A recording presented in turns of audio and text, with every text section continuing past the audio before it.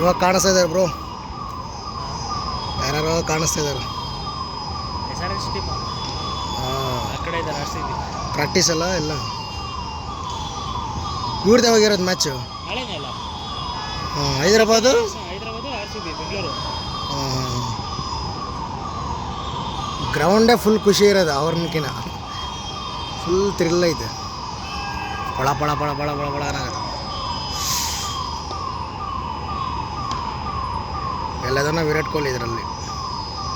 ವಿರಾಟ್ ಕೊಹ್ಲಿ ಇವತ್ತು ಬಂದಿರೋ ಡೌಟು. ನಿಮ್ಮ ಸಾರ್ ಹೇಳಿದ್ರಲ್ಲಿ ಇದ್ರಲ್ಲಿ ಕೂತ್ಕೊಂತಾರೆ ಅಂತ.